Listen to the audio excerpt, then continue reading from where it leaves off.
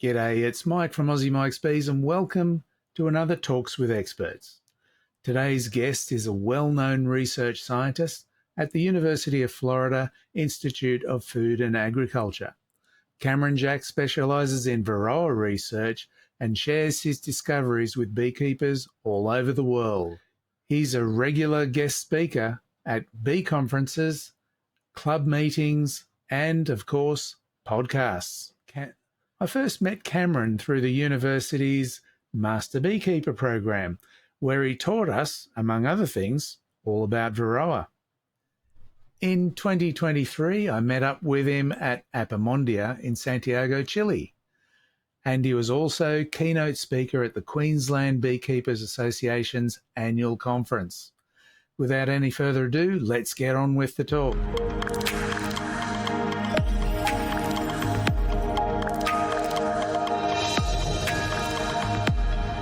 Thanks so much, Cameron, for coming on board for a talk to share some of your wisdom and knowledge with the Australian beekeeper side that we're just now experiencing Varroa for the first time.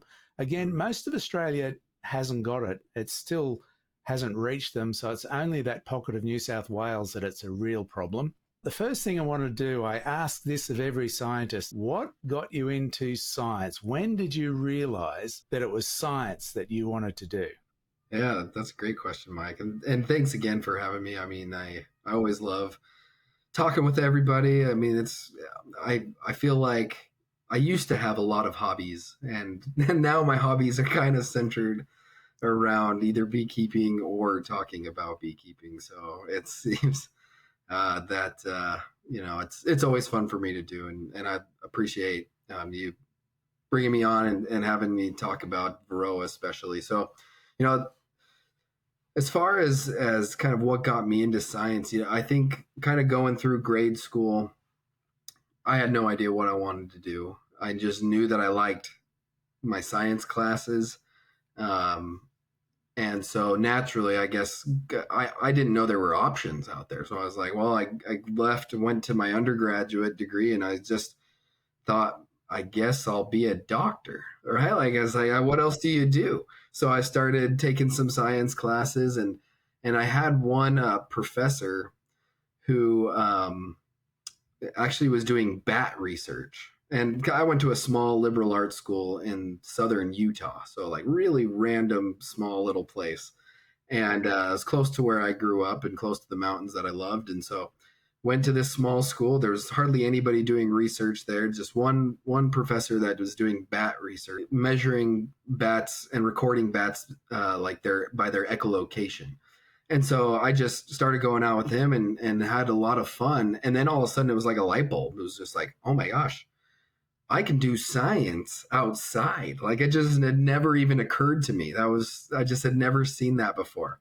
And so towards the end of my undergrad, I just started working with this professor, and I ended up, once I graduated, I took a job actually working for the National Park Service continuing this research, and I hated it. And I was like, I just really hated working.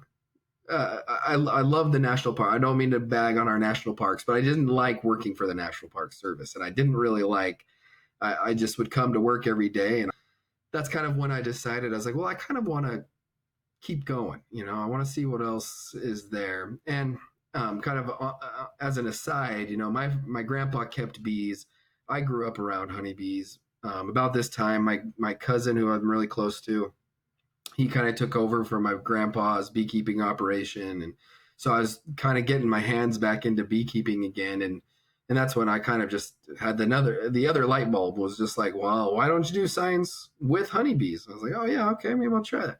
So I just did my master's. I applied for a few different positions, either in bats or bees. And the one I ended up getting funding for was bees. So I went there, and then within like the first 2 weeks of my master's, I was like, oh, okay, this is what I want to do. This is where I want to be. And then it all started falling into place. So kind of for all this time, kind of my path was pretty windy of trying to figure out what I wanted to do. But the moment I started doing honeybee research, it clicked. And that's like, this is it for me. That's a lucky break. One of the Yeah. things I've noticed about scientists that I've talked to is that they don't even really feel like it's a job. It's a passion. They just love getting up every day and going in there and what discoveries are they going to make today? Yeah, it sounds dorky, but it's like the fact when I'm the first person to know that this particular toxic substance is going to perform this particular way against a Varroa or something, or some organism, that's exciting to me. I'm like, wow, this is nobody else that has ever lived on this earth knew this before I did, right? Like, yeah, I discovered something, even if it's something small and something that most people they don't care about that, but it's that's why I kind of, when I was doing that one job and I was kind of the same thing every day, it wore on me. I was like, I needed that thrill of doing something new. And even if now a lot of the motions that I do are pretty similar, there's I'm able to think and try new things and apply new things and learn new things. It's exciting to me. So I really I feel very blessed. I'm in a job that I really like, working with good people that I really like. It's Yeah, and you've landed up in a very good university. From what I understand, it's arguably got the best bee lab in the world, but I'm not sure whether that's a local claim or whether it's true. What it could be a pretty little well bit. facilitated, right? It's got to be one of the top five, I'll say. So That's pretty good. I'm going to yeah, get there one day. hey, you should. You come see me. Have you got any exciting research in the mill that we don't know about yet, or too early? Well, no, we've got lots of exciting research. Again, it kind of, I told you, my path is a little windy, and I don't know that I would have chosen this direction necessarily a few years ago, but now I really love kind of where I've landed in my niche of bee research. But I kind of have landed on this pest pathogen kind of side. So, which is a little depressing. I work with all these other people that are going out and we're going to bee groups and they're talking about all the fun things. Wow, cool. Look at how this is a really cool mating biology, or here's some really cool, queen grafting tricks you can do, and like all the fun things of beekeeping. And then I come up, I'm like, well, listen, all your bees are going to die. And let me tell you, they're going to die. So I kind of have the depressing side of bees, but I enjoy it because I feel like it helps to hopefully make a difference. A lot of the work that I've been a part of in the last few years has either kind of related to pesticides, pathogens, or pests. And I did my PhD focus on Varroa and kind of an integrated pest management approach. So that means I was using like chemical controls, but alongside non-chemical controls. We were trying out lots of different methods. That's kind of what I've really enjoyed, is kind of learning how to apply multiple concepts to target pest species. But it's not just with Varroa. We do that with small hive beetles. Right now, we have a few different projects related to beetles and bees. We're also studying, I've got a master's student that's studying a honeybee gut pathogen that's an amoebic disease, or I guess not, it's in their Malpighian tubules.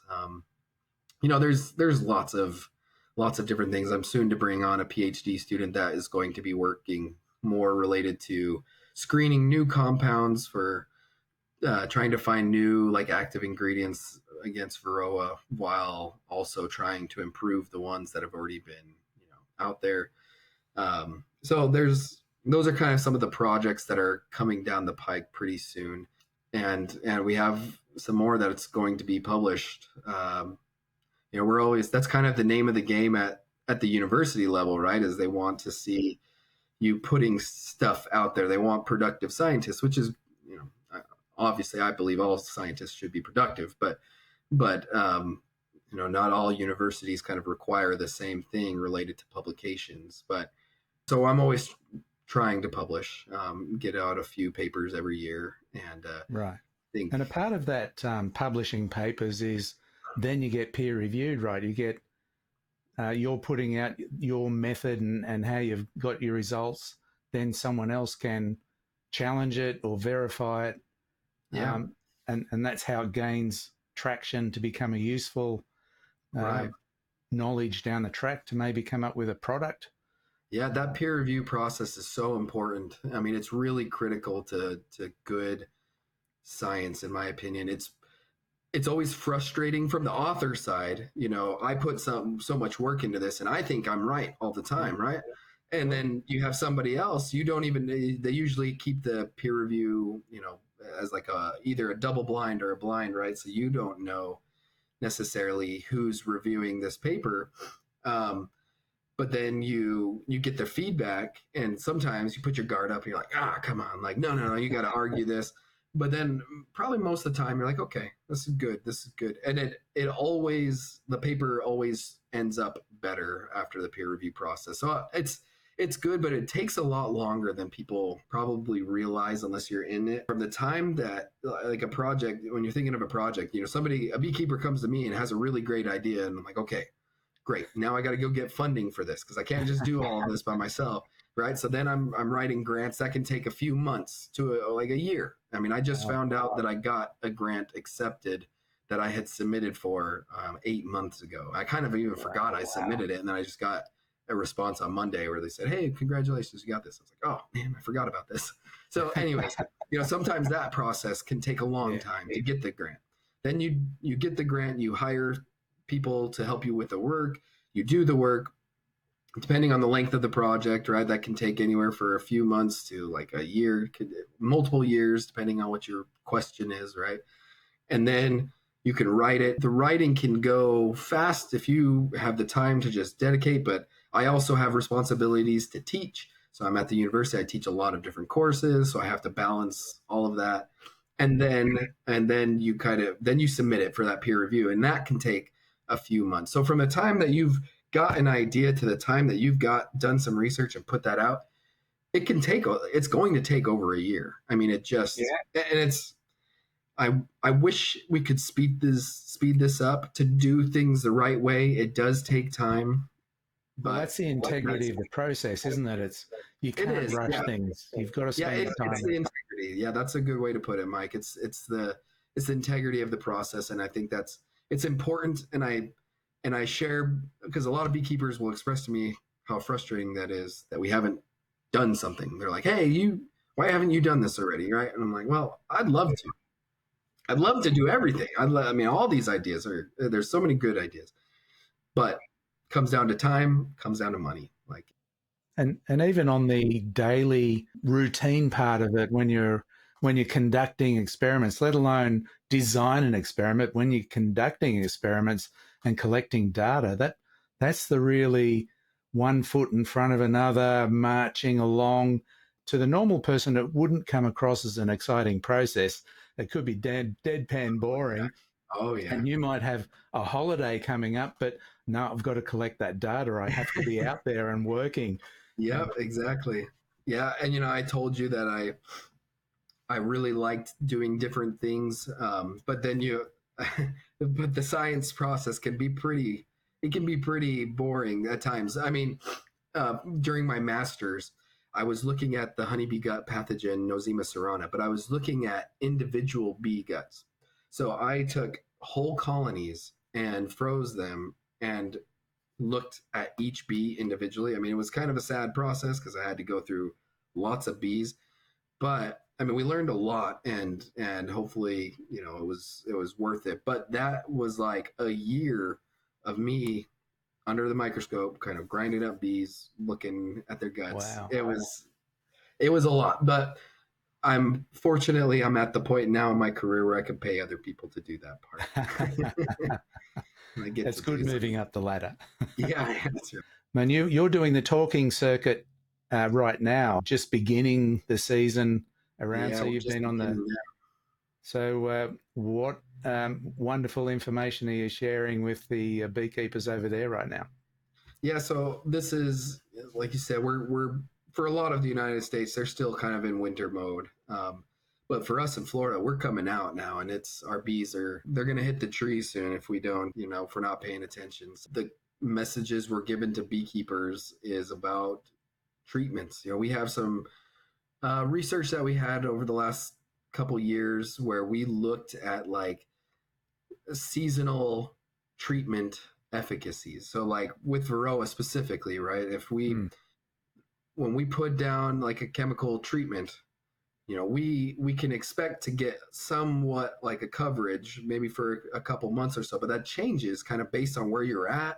It can depend on the treatment or your mite's resistance to chemicals, right? And it can also depend kind of on the season because your bees are changing every season. So we've kind of found that all these factors or all these different environmental impacts and colony level impacts, I mean, they do affect the efficacy of your Varroa treatment.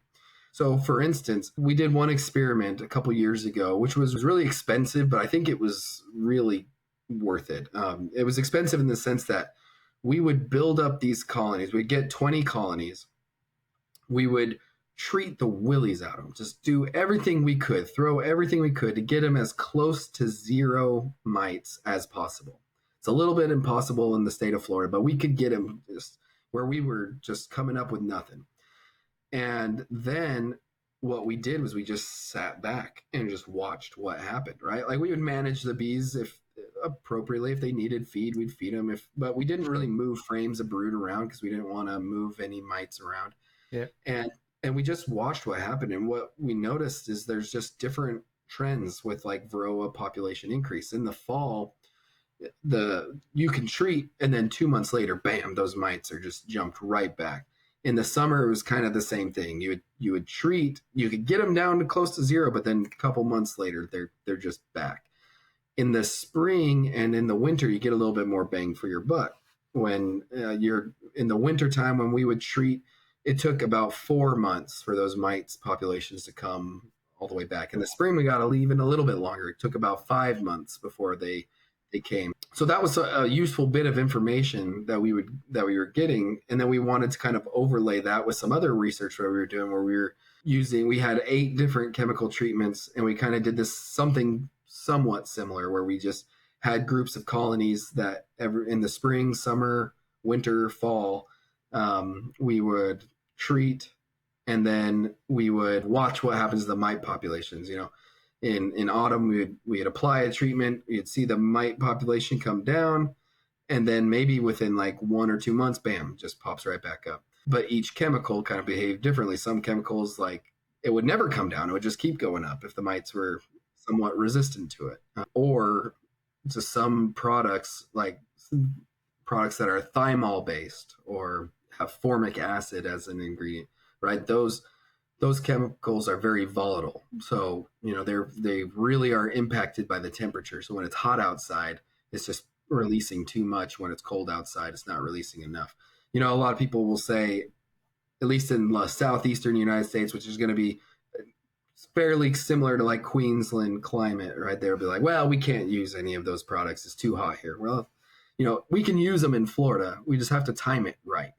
Like, I mean, you hit that in the early spring, or maybe even in the at the tail end of winter, like you can get some good efficacy from some of those treatments. So I think that was something good that came out of that research, is kind of put to bed the notion a little bit that you can't use it. Like, no, you can use it. You just have to do it the right way, right at the right time. And you have another tool in your wheelhouse. That's a big thing that we're talking about all the time is with beekeepers, and especially beekeepers in Australia. When if you're moving towards management, as you already said, Mike, I mean, I just want to plead with you all. It's just like, don't make the same mistakes that we make, right? What we've kind of got just this opportunity to this is learn from your mistakes. Yeah. Right, an opportunity to learn now. And so what we've kind of done historically is we've just all used one chemical at a time. We just use the same thing until we lose that, and then then we find something else, we use it, and then we lose it.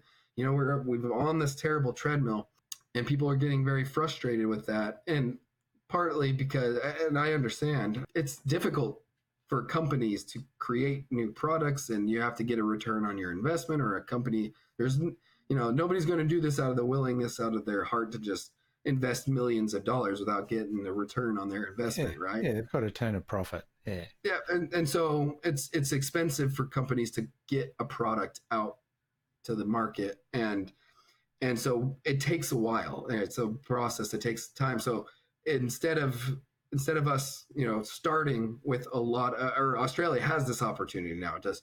You've got a few different options for you. If you can convince the Australian beekeepers, rotate those treatments, rotate. Don't get hung up on one thing.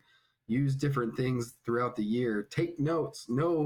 Check your mites before, check your mites after. Definitely. Know if it actually worked. Those are the kinds of steps that, it takes more time, and that's why people fight back against it. But it's unfortunate. It's the new reality. I mean, beekeepers in the U.S. they're still waking up to some degree as well. After all these decades. After all these time, after all this time, these decades, it's been, we've had it since 1987. Yeah. And after all this time, I think we've kind of hit our last straw of, we're losing Amatraz, which we've kind of relied on for a long time, and we don't have a really super effective treatment to replace it. And so now people are in a panic, and this is when now we're starting to wake up and realize we got to do something else besides being on the one chemical train. Yeah, you've got to work smarter. Mm-hmm. So we've got Amatraz in the mill, and from what I understand, our mites don't come with resistance already. So any resistance they get, it's our fault, not where we imported the mite from. I've got a question about that, Mr. Varroa expert. This just popped into my head now, and it's had me wondering, on the life cycle of Varroa, we'll get back to treatments in a moment, it's an incestuous breeding program. Right. How then do you get an adaptation from generation to generation if it's all within the same family? Like you're not getting a genetic change, are you, or am I missing something? Well, you're right about that, Mike. I mean, there's it's all kind of in the family, in the sense that you're getting a female that comes in, and some male son and the female daughters mate, and that's the only mating that they do. So there's incredibly incestuous, but there is constantly mites being moved in and out, especially when your mite populations get high. You're going to get multiple foundresses coming into the same cell. Then you're starting to increase that genetic mixture even more. Right. So that's the time that genetic diversity can happen. Right. It's kind of incredible, because I've looked at this from a research standpoint, and the mites are not super good at reproducing. As crazy as that sounds, it's like they're not always successful. You might have one mite come in, and that same foundress comes out. She wasn't ready, or whatever. Something didn't work. And that's not unheard of. I mean, in fact, we saw that about 80% of the time they were successful. About 20% of the time it wasn't. That seems pretty normal, I guess. But it's just the way that their populations can take off on you in a hurry. It's really kind of remarkable.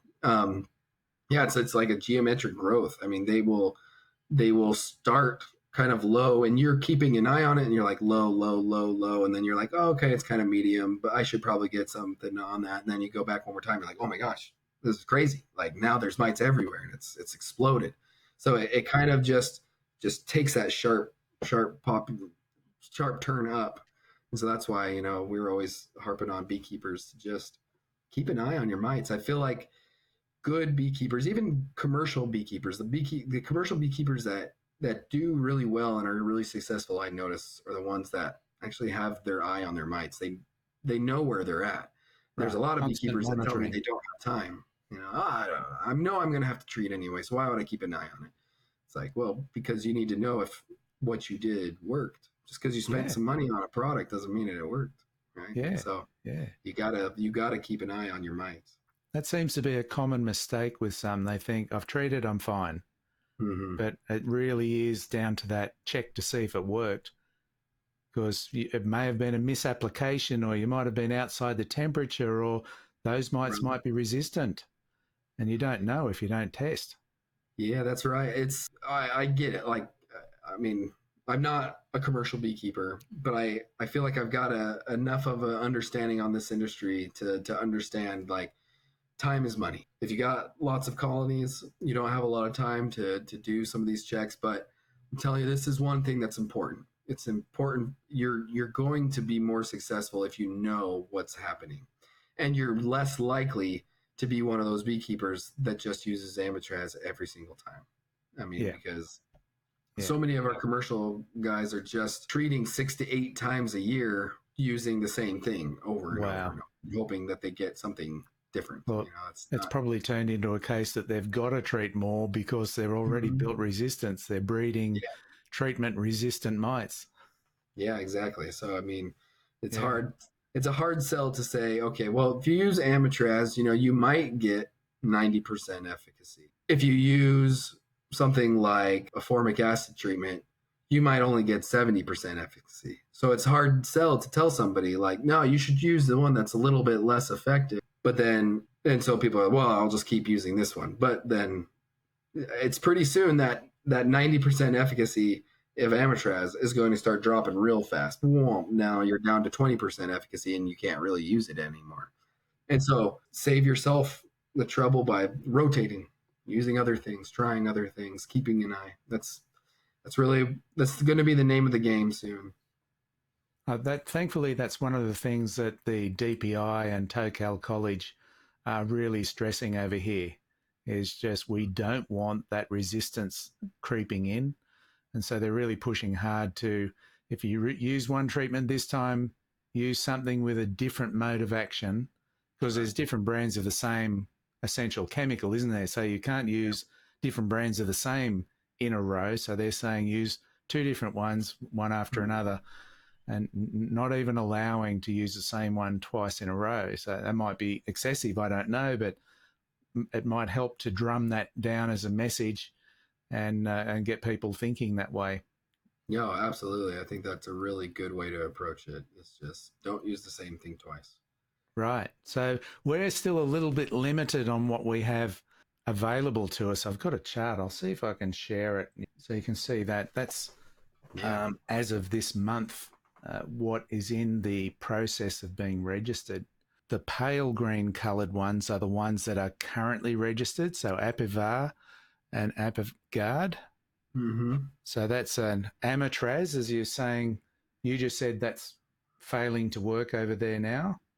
Well, we're seeing not in all cases. It kind of just depends on where you're at and Right. your treatment history. But yeah, it's definitely it's not doing great. Not as good as it was. And we've got Thymol. So they're registered and anyone can use those now. The other dimmer coloured green, all of those products are in the mill to be registered but are usable under permit in the emergency order. Right. So Baverol, Apistan, so they're the same mode of action.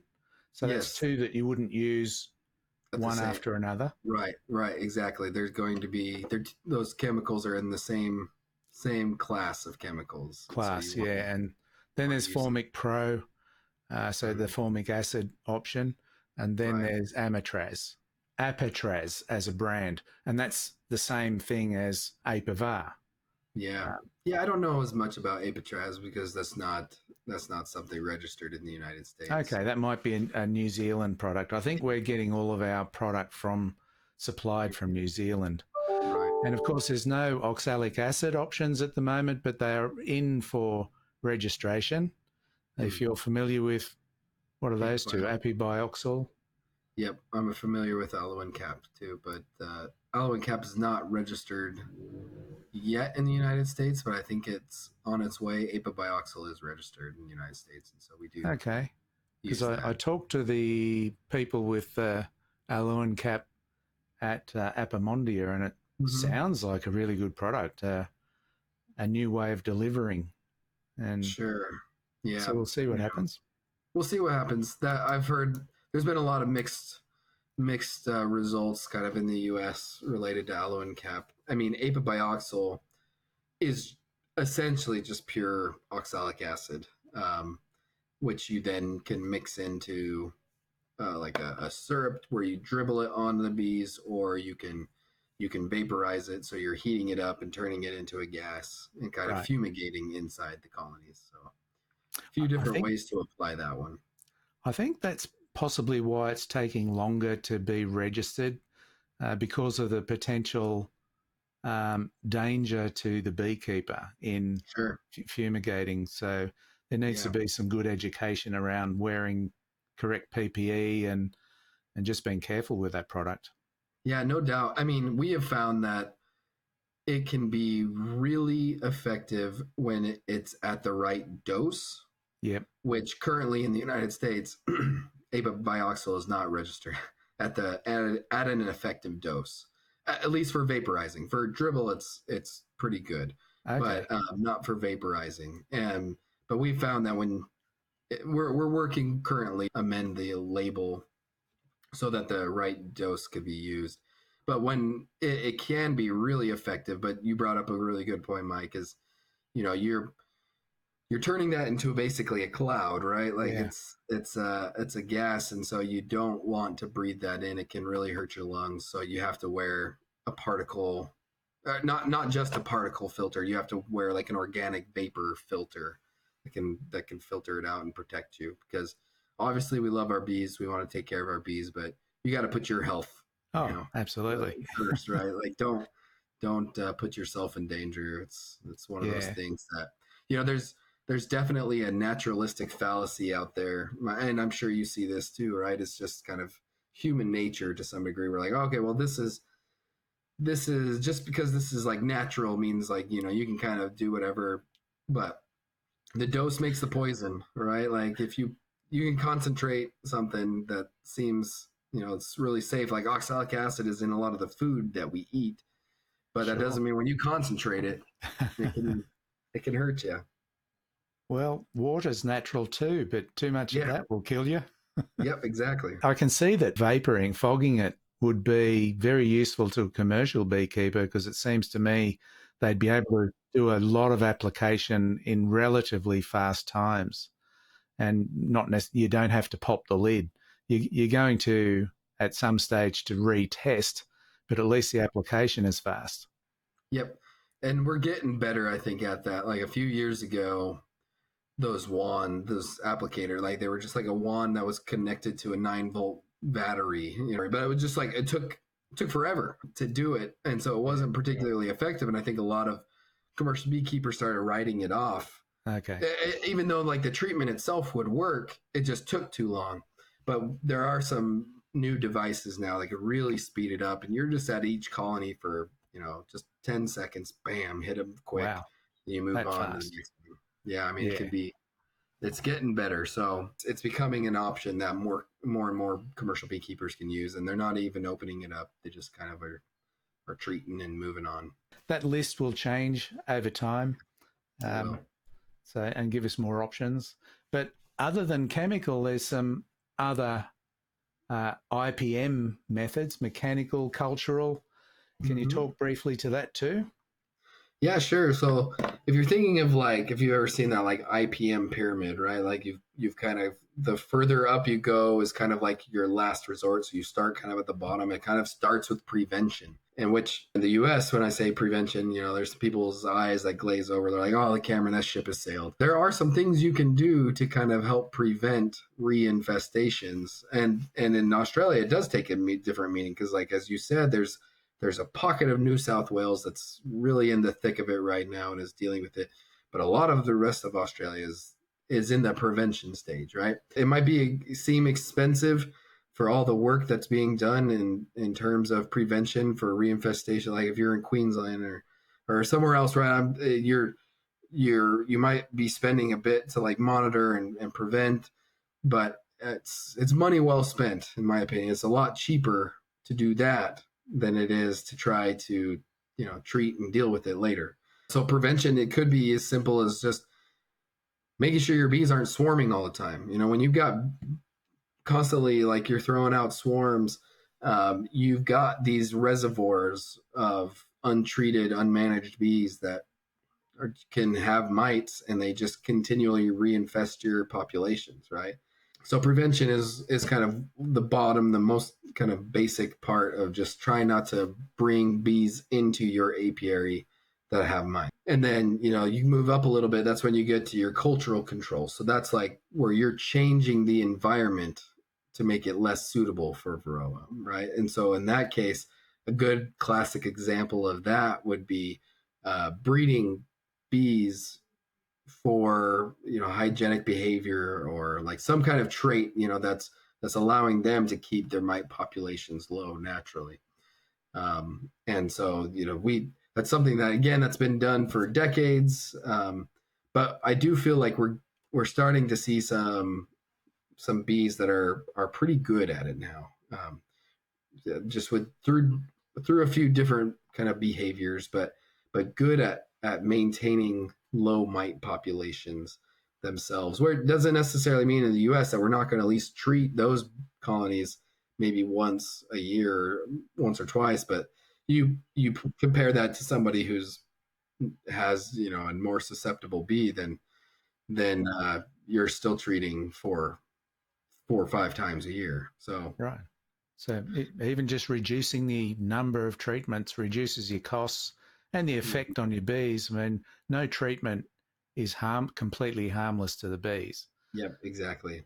Yeah. And some of these bees that are being bred, there's some trade-offs there. Some of them maybe are not as great at building up in the spring. Maybe they don't quite make as much honey. Sometimes they can be a little spicy, and not as gentle as the bees that you used to have. But it's all kind of trade-offs that you kind of have to consider and figure out. Like, so for me, and I just have a few bees in my backyard, a few colonies in my backyard for fun. I mean, we manage like over 200 and something for research purposes at work, but at home I just have a few just to play around with. And Right. and I haven't really found a hygienic bee that I want in my backyard yet, just because the ones that I've tried have so far have just been a little bit more on the spicy side, and I've got little kids and we've got Yeah, you neighbors. don't want spicy It's kids just around. not. But if I was out, if I had some acreage, right, and I was a little bit away from everybody, and my bees were a little bit further from my house, I'd definitely do it. I mean, it's nice to not have to reduce that mite burden. It's good for your bees. So yeah, definitely some pros and cons there. Getting genetic stock, and breeding programs, and Australia will be starting from scratch on that side of things, but Right. it can So be a lot to done. learn. Yeah, it Yeah. can be done. A lot to be learned. Again, learn from our mistakes, but then you've also got some people that have a lot of years of experience that have kind of found what works. Yeah. Bring those people in and kind of learn from them, or come visit us in the States and see how people are doing it. Yeah, we don't necessarily want to bring over the genetics, because then there's a risk of bringing over the viruses, Yep. Yep. because we Exactly. don't have deformed wing virus currently. Yep. So that's definitely true, and that's really what's going to be the game changer. Is like once that happens, I hear, I get on chat rooms too, and I see sometimes what people are saying in Australia, and some people are, you know, saying, well, let's just not, deformed wing virus isn't here, so Varroa is not a big deal. We're making a fuss about nothing. I disagree with that, pretty strongly, because the moment deformed wing virus shows up, wham, like it's going to spread, and then you're going to have a whole different beast on your hand. It's so much better to, like, in my opinion, it's better still to keep those mites low and learn how to do this now before it becomes life or death situation, right? Like, I mean, you Right. can. We're actually lucky that we've got this opportunity to learn to deal with Varroa before Varroa becomes so lethal with those viruses. There is the argument that the viruses won't turn up, and I thought, well, that's just not realistic. We thought that No, about it's not. Varroa too. It's just a matter of time.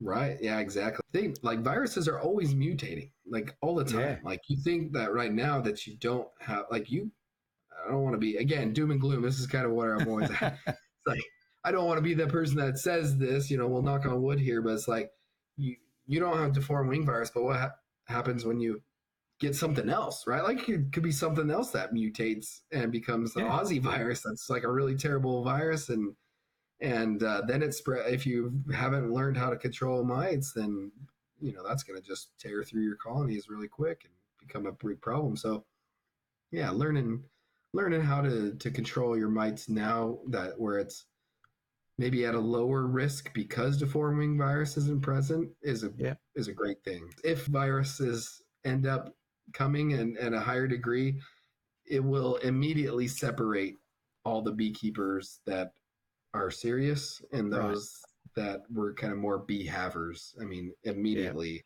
you will see a major shift where people will either do something or they will not be beekeepers for very long.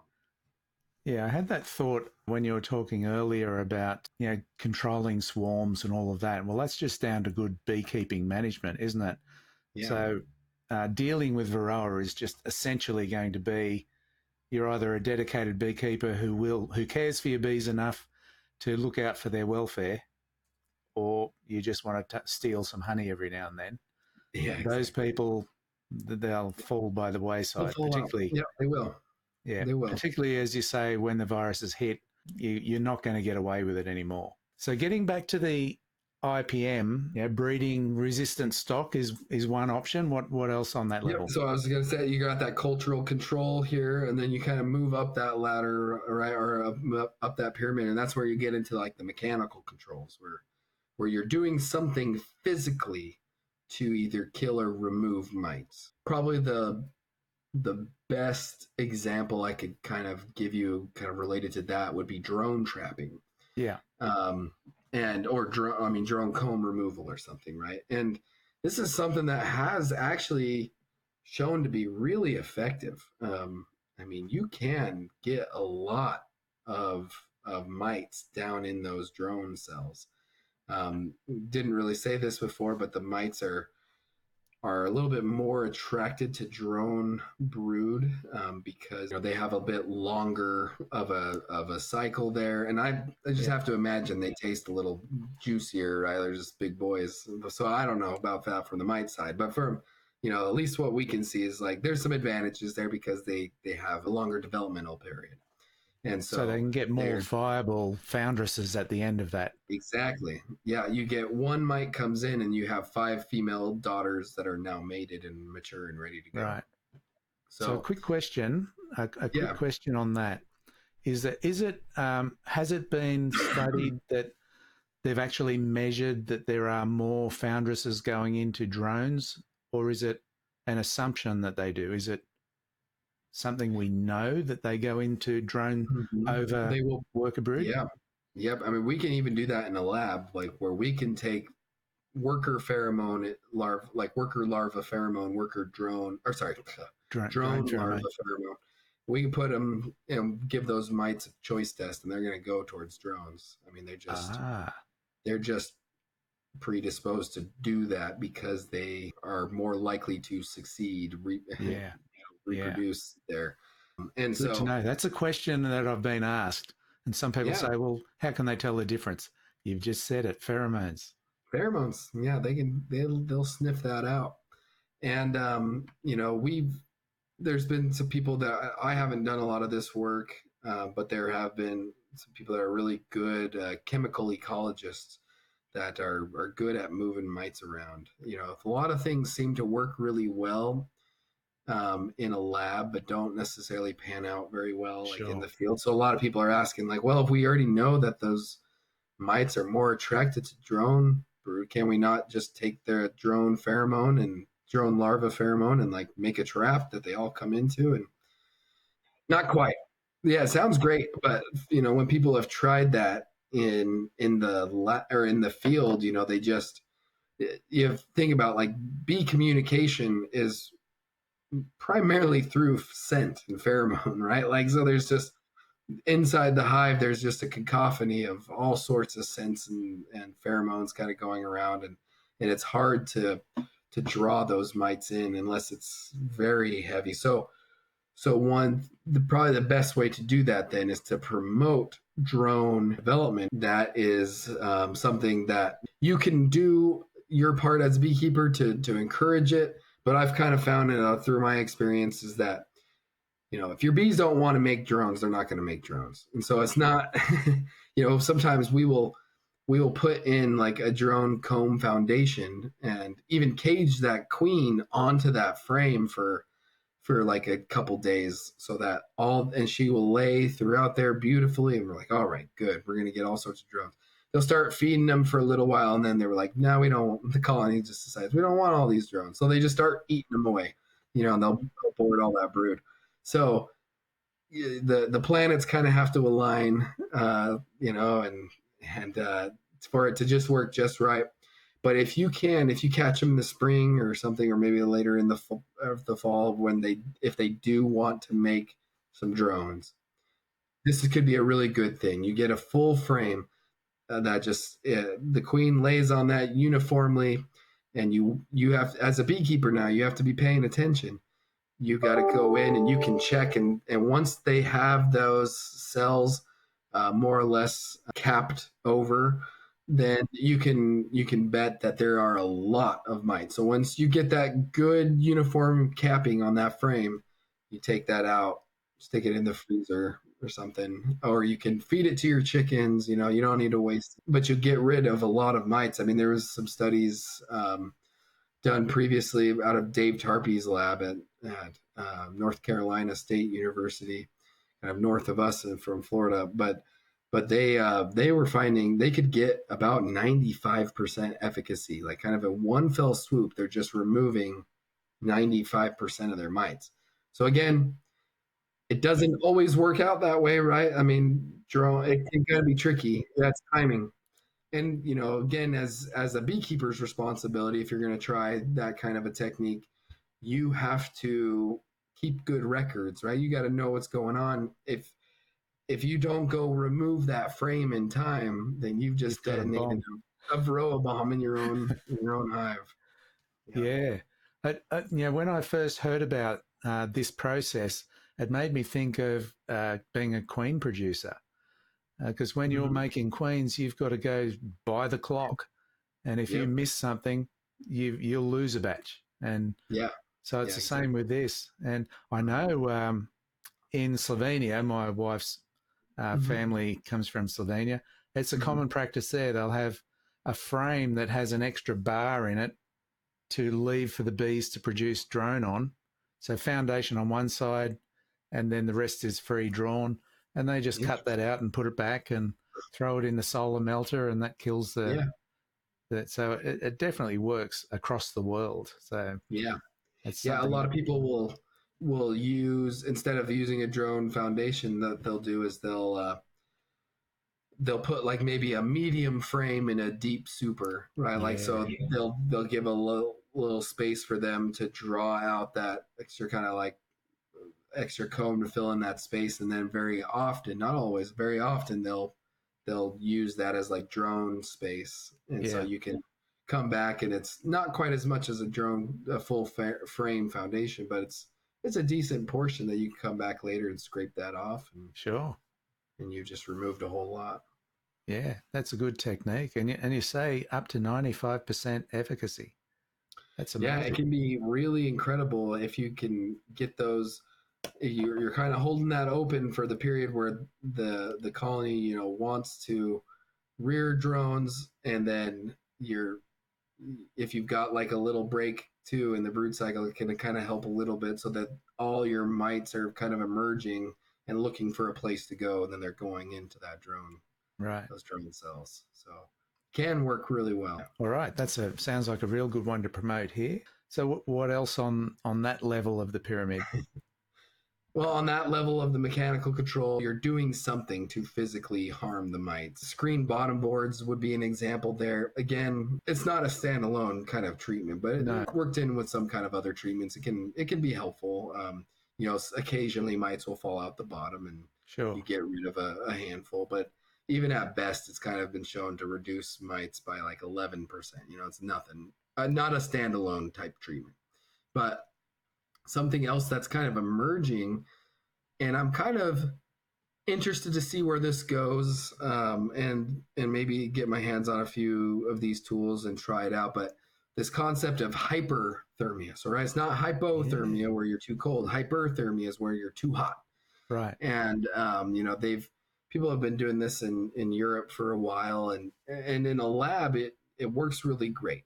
I can slowly crank up the temperature inside of an incubator, and I can find a point where the mites start dying. Right. But that level is actually pretty close to when the larvae start dying. And so it's a really razor thin line between mites dying and larvae dying, but it does work.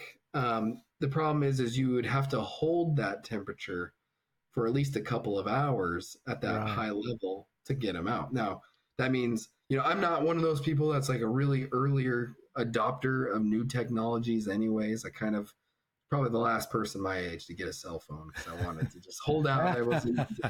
And so, I'm kind of waiting to see how this shakes out a little bit, because people could come up with all sorts of devices and test it out and try it out. But then, again, it's kind of high risk, high reward. It could work really great, but it could also be really devastating for your bees and kill a lot of bees if you don't do it right. So there are a number of different products out there, different ways that people are heating their colonies. I think it's kind of one of the fun things actually of beekeeping is that we get to be a little bit experimental, right? Sure. Could be interesting. It strikes me. Well, it seems to me that these devices would have to be incredibly well calibrated if it's such a fine line of temperature. And how do you do that in a box? Right. And the other thing is, queens are susceptible to too much heat too. You might damage her productivity. Yeah, that's a really great point. I have heard of some people like caging the queen and taking her out for a little bit during that and moving her back after a couple hours, putting her back in. But even still, I mean, I don't know that everybody would do that. So, and you're absolutely right. There's definitely a level of risk there, and that level that temperature is about 44 degrees Celsius. That's going to kill. That's hot. Mites. It's hot. Yeah. 46 is what's going to start killing larvae, right? So it's a fine line. Yeah. Wow. Man, we have days like that. Yeah. I'm sure you do in Florida too. But we do too. Yeah, sure. But the bees, as long as there's water, the bees are able to kind of cool it off. And but keeping them that hot inside, makes for some pretty grouchy bees later. And if you do it too often, I could imagine they might want to leave. But this place is not a good home, so they'll abscond. Or potentially. Yeah, they could. Is there any other tricks up the sleeve, or? Well, I mean, just for the sense of completeness, I'll say, if we go up that ladder a little, or that pyramid, one more rung there, you've got the biological controls, right? This is where there's some more work that needs to be done here, but so far it's not been incredibly successful, right? I mean, biological control, you're using one organism to control another organism, right? Which is a really cool scientific way to control a pest. Sure. The thing is about honeybees is that, honeybee colonies are just naturally good at keeping things out of their hives, right? They're, for the most part, they don't have a lot of things that's going to come in. So people are like, well, can we introduce this pest? Maybe this predatory mite that's good at killing other mites. In a petri dish, a lot of things work great. Yeah. I could put a Varroa, I could put some predatory mites. They will find that Varroa and catch it and eat it, and you'll be like, oh yeah, this is good. Yeah. Pseudoscorpions is something else that a lot of people, especially in New Zealand, there was a group of researchers that had done a few different kind of famous biological control projects where they're using pseudoscorpions and same thing, like in a petri dish, things worked pretty well. You'd get it out into the field. It just didn't really work. I guess the pseudoscorpions don't find a beehive their favorite place to live. So you might dump them in there, but they might prefer to be somewhere else. Right. You got no control after that. Yeah, exactly, exactly. People have looked at entomopathogenic fungi, right? Like Yeah, if you can yeah, put in a fungi that gets in there, but has minimal impact on the bees, but works on something. There's promise there, but so far they haven't been particularly successful because most fungi can't survive in that hot of a temperature inside the hive, yeah, right? The bees keep it at a high temperature. yeah. It's not good for a lot of fungi. People are selecting for that and trying to get more fungi that are better, that are able, like more heat tolerant, Right. that can hold on, and maybe there's something there down the road. But at this point, not really a whole lot there available for beekeepers. That's got to be one of those tough topics for a scientist. It sounds so good, but not being able to quite make it. And then they've Yeah, got to get funding for more research on it. right, exactly. If you really went in all in on biological controls for Varroa as a researcher, you would run out of funding pretty quick. Just like everything in life, we diversify. Yeah, so yeah, so we don't just focus in on one thing. We're kind of focus on a few different things to keep us afloat as well. So, but biological controls, I mean, they're interesting. We'll see where something goes. There some clever person is going to find something that works. And the hard part is like in a traditional biocontrol situation, like you might go to the point of origin and find a pest that has been with that, a pest of the pest, right, or a yeah, parasitoid or something like that. yeah. They don't really have natural enemies because they have kind of evolved in honeybee colonies. Again, honeybees are very good at keeping other things out, so Yeah. not a lot of natural enemies for Varroa. So not much to go off of there. So striking out on that end, but then that's when you kind of move up to your very last resort, and that's chemical controls, and that's kind of where we started our discussion. But Yeah, that's right. It's sort of come full circle, and that's in two levels as well. mm-hmm. The so-called organics and the synthetics, and Right, at the exactly, top, and right? and the difference between the two, I feel like it's worth mentioning because I feel like a lot of us don't necessarily realize this, but the reason that your organics or your natural compounds would be before the synthetic, is not necessarily because they're more safe for you as a beekeeper or even for your honeybees. It really is more safe for the environment in the sense that natural compounds tend to break down. They Yeah, break down into, products that will then just kind of get reabsorbed, and most of them are water soluble, so they don't hang around, whereas a lot of the synthetic chemicals, they just hang around in the environment for decades. Sometimes they just don't really break down as easy, and right. if And a lot of them are very lipophilic, which means they get in the wax and they just hang on. And just stays there. Yeah. yeah. So one of the things they're promoting, the Tocal are promoting, is to, instead of cycling old frames out and up, to let those bees emerge and then get rid of your dark frame, just go down and out. So even Mhm. if it means sacrificing brood to do that, just to cycle out and keep the wax fresh. Yeah, keeping Um, the wax fresh can be a nice way to help, and I feel like we're not fully understand how much that can do, other than we see some impacts. Anyways, but I think it's just good beekeeping, like you had said earlier. sure. Cycling through that, it could be nice, it could be helpful. Just one question that would have been further back down the pyramid. Not everywhere, in Florida, I imagine would be the same, have natural brood breaks unless there's a dearth on, perhaps. Like the northern states of the US, they have real winters and Hmm. there's a definite brood break there, but Yeah, much of Australia doesn't have that. Some parts do. yeah. What are your thoughts on a forced brood break? Caging the queen or putting her on one of those frames that Yeah. restricts her to laying in a frame? Some have shown that it can really work well. Like from my experience, we did an experiment where we did caging the queens, and then we were applying oxalic acid vapor, and we kind of had miserable results with caging the queen. And I think for us, and it wasn't because it didn't damage the queens. I mean, we could release the queens after we caged them for a full 24 days, to make sure that there was like not even any unfertilized eggs that would become drones. There was nothing in there. And we released all those queens, and they came back and they started laying. So that period of time didn't necessarily kill our queens, but we were doing this experiment at a time that I thought was kind of our summer, but it was really early autumn, right? And so we were doing this in September, and in Florida in September, I mean, it's just still miserably hot. In my brain at that time, I was like, it's still summer. But the bees had kind of recognized this as, okay, it's time for the queen to naturally slow down. And so all the the colonies that we had where we were caging the queens just ended up really poor. Like, it was hard for them to bounce back. I mean, think about it. Like, think of how many queen or eggs a queen lays in a day. To cage them for that long is going to knock back the colony so significantly.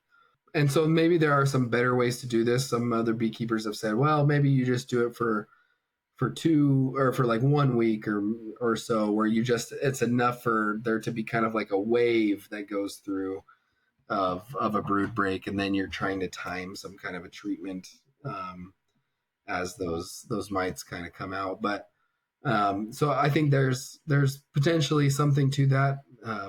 Maybe it's just some clever beekeepers can really unravel that for us, and I think it can help because again, you remove the brood, you remove the mite reproduction, but those mites are pretty good at hanging on and holding out for some time. It shocks me every time when I'm talking with beekeepers in Canada and some of those climates and throughout northern Europe, and like they're just cold climates, and they have 6-7 month long winters, and those bees come out and they still have Varroa, right? Like those mites can hang on. They've got that figured out pretty well. So well, they've got an endless food supply, haven't they? They've just got to latch onto a bee, and they've got food there throughout winter.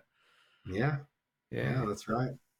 So they are a really fascinating little creature. Man, I hate them, but you've got to admire them. I tell beekeepers that I have to be careful which audience I say that, but it's like as a researcher, as a biologist, I'm like, man, Varroa do some cool things. As of course the beekeeper in me is like, no, you got to get rid of these mites, but yeah, just they do a lot of cool things behaviorally, physiologically. I mean, they've got some cool things figured out. Right. Just even how they got over that inbreeding thing that does my head in. How do they manage that? But a little bit of diversity, but predominantly any other creature on the planet just about would have instant problems. Right. Yeah. They're fascinating creature, but I hate them. Right. Oh, there was one other thing.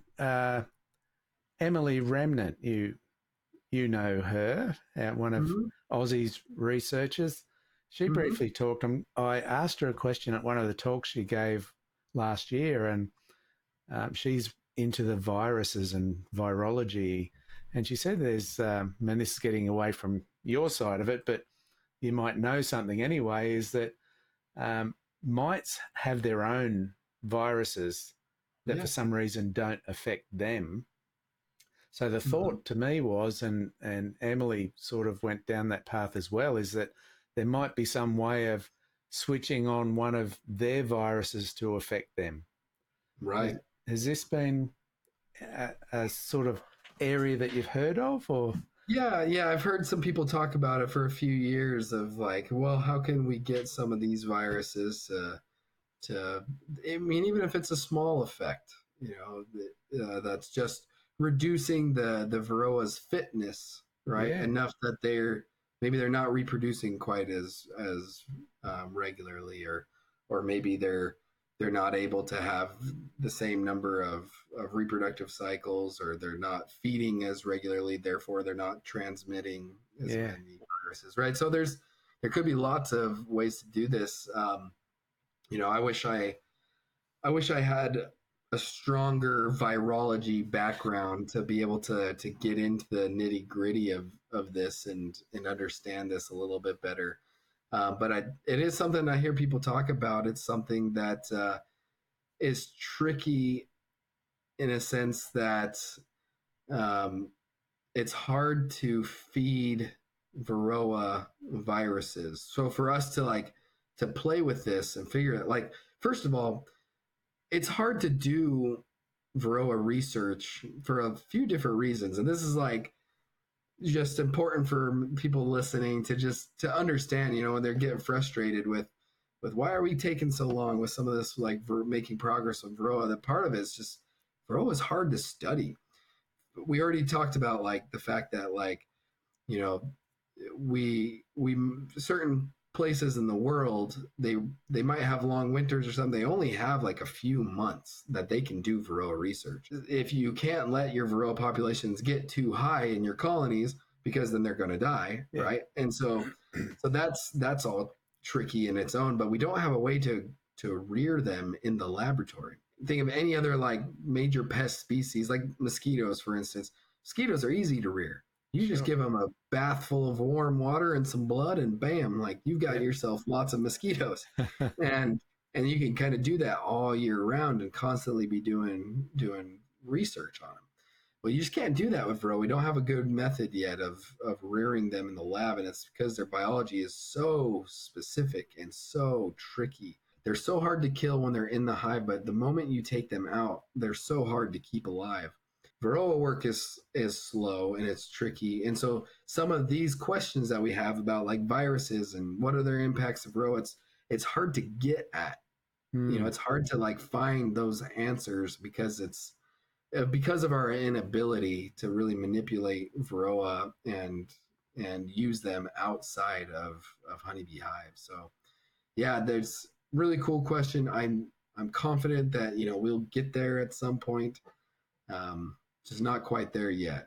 Okay. It almost sounds like it'd be a research topic all of its own on how to reproduce Varroa in the lab. It is. In fact, I've written some grants very specifically about how to work on that, and I co-lead an international Varroa rearing working group. It's kind of part of like, I don't know if you've heard, some people may have heard of COLOS. Yes. Colony loss, right? It's like an international research group. And there it is. You got the COLOS bee book. Yeah. Yep. I like to be a nerd too. Good. So yeah, I help co-lead that international working group related to Varroa rearing. It's not a big group.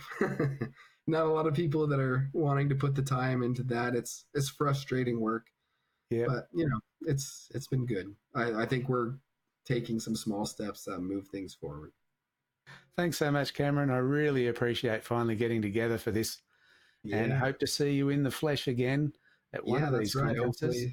Hopefully soon. I want to get back over to Australia sometime as soon as I can. I think we need you over here for some further education. So maybe if it's not Queensland, it might be New South Wales.